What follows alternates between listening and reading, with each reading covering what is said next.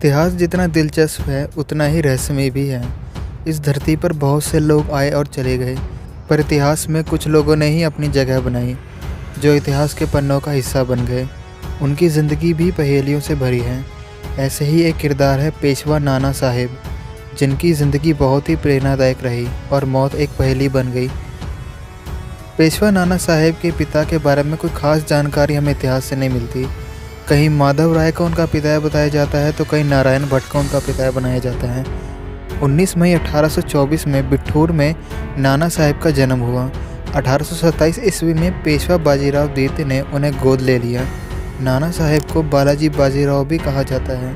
वीर शिवाजी के बाद नाना साहेब मराठाओं के सबसे प्रभावशाली शासकों में से एक थे।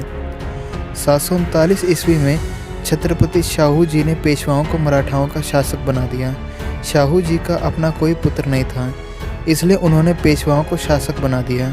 मराठा मंत्रियों को पेशवा कहा जाता है। 1851 में बाजीराव द्वितीय की मृत्यु के बाद डॉक्ट्राइन ऑफ लैप्स ट्रीटी के कारण नाना साहेब को मराठा सिंहासन नहीं मिला। डॉक्ट्राइन ऑफ लैप्स ट्रीटी के अनुसार जिन शासकों का कोई उत्तराधिकारी नहीं होता था, वह पुत्र को गोद नहीं ले सकते थे और उनका राज्य अंग्रेजों के अधिकार में चला जाता था।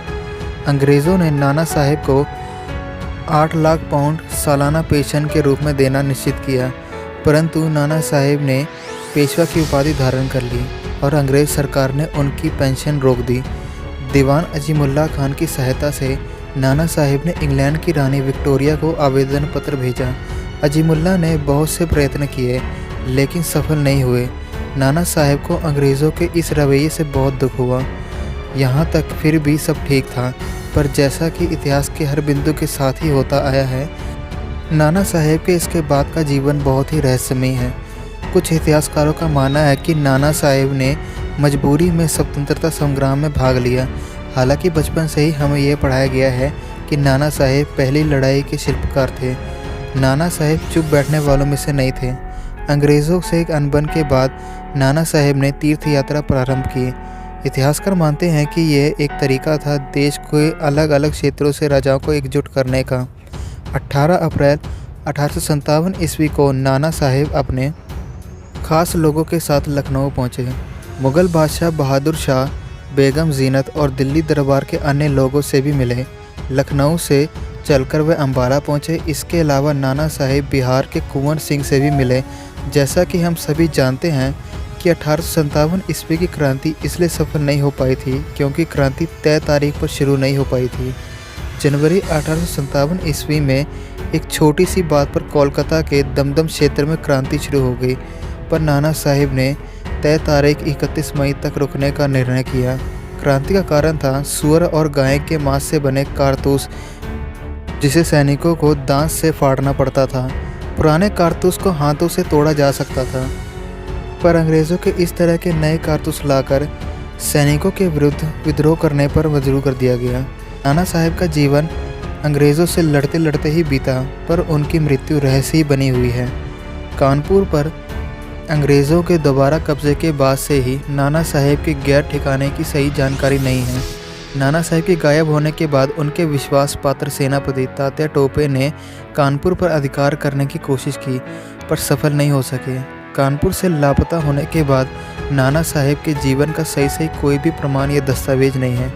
कुछ दस्तावेजों के अनुसार सितंबर 1857 ईस्वी में नाना साहेब मलेरिया बुखार से ग्रसित हो गए, पर यह तथ्य भ्रामक है क्योंकि रानी लक्ष्मीबाई, तात्या टोपे और राव साहब ने 1858 ईस्वी में ग्वालियर में नाना साहेब को अपना पेशवा स्वीकार किया था। 1859 ईस्वी में नाना साहेब नेपाल चले गए थे। 1860 ईस्वी में अंग्रेज़ों को नाना साहेब और उनकी पत्नियों के नेपाल में होने की जानकारी मिल गई। कुछ इतिहासकारों का मानना है कि नेपाल में रहते हुए नाना साहेब बाघ के हमले के शिकार हो गए। अगर ऐसा है तो 1860 ईस्वी में ब्राह्मण वेंकटेश्वर ने नाना साहेब के नेपाल में होने की खबर अंग्रेज़ों को कैसे दी? वह इतिहासकारों के अनुसार गुजरात के सीहोर में एक मंदिर में नाना साहेब 46 साल तक दयानंद महाराज बनकर रहे। ये कुछ तथ्य है जो बताते हैं कि नाना साहेब गायब होने के बाद कहाँ गए थे। लेकिन सवाल अब भी यही है कि किसी की ज़िंदगी इतनी सुलझी हुई और मौत इतनी उलझी हुई कैसे हो सकती है। 1970 के दशक में केशवलाल मेहता, जो कि नाना साहेब के पोते थे, उनके घर से 3 दस्तावेज पाए गए।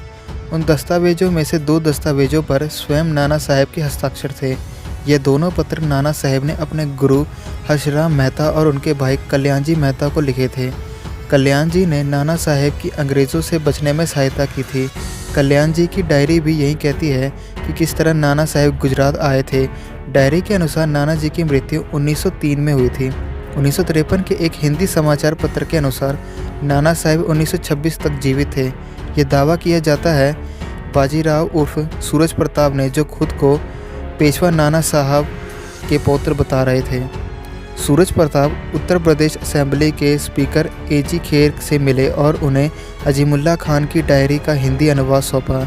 डायरी के अनुसार नाना साहेब 1857 ईस्वी की लड़ाई के बाद नेपाल में छिपे थे, पर उनकी मृत्यु वहां नहीं हुई थी। अंग्रेज़ों को चकमा देने के लिए उन्हें गलत जानकारी दी गई थी। अजीमुल्ला खान की डायरी के अनुसार नाना साहेब अपने 3 बेटों के साथ प्रतापगढ़ आ गए।